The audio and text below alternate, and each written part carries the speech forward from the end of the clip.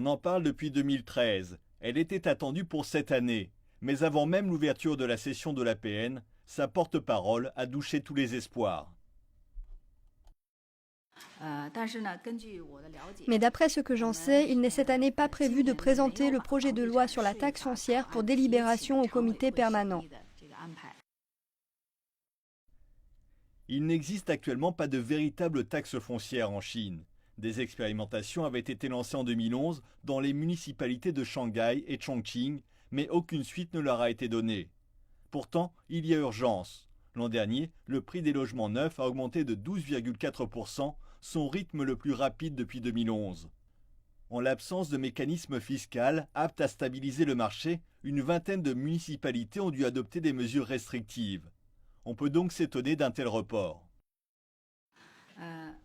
Bien sûr, les implications de cette loi sont vastes et portent sur des intérêts à multiples facettes, donc il existe de nombreuses discussions sur cette question.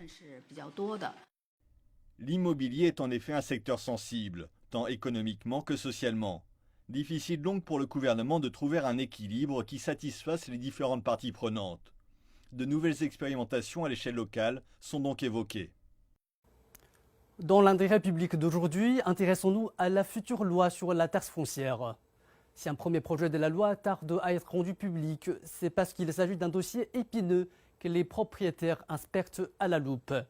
Ce texte doit absolument répondre à deux questions. Premièrement, comment renouveler le bail des terrains?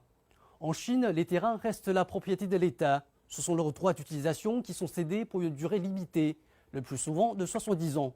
À cette échéance, est-ce que les droits d'utilisation sont renouvelés de façon automatique?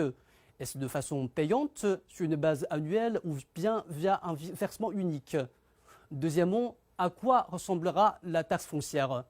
À ce titre, des expérimentations ont été menées à Shanghai et à Chongqing, principalement sur les nouveaux logements avec un taux d'imposition allant de 0,4 à 1,2%, progressive en fonction du prix par mètre carré.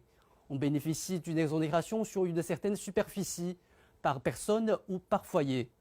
Pourtant, ces essais sont maigres en enseignement et peu d'argent est entré dans les caisses des deux municipalités. Dans le même temps, les prix de l'immobilier des grandes villes déjà élevés continuent d'augmenter très vite. L'entrée en vigueur de l'attelage fiscal s'annonce de plus en plus urgente.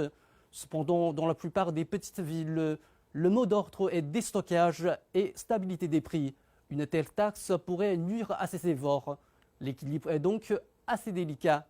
Mais tôt ou tard, la taxe verra le jour. L'an dernier, les revenus des ventes des terrains ont constitué 20% des recettes des gouvernements locaux, un montant considérable. Or, cette manne n'est pas inépuisable. En tout cas, pas avant que les anciennes concessions n'arrivent à leur terme dans environ 50 ans. En attendant, la taxe foncière pourrait constituer une alternative non négligeable.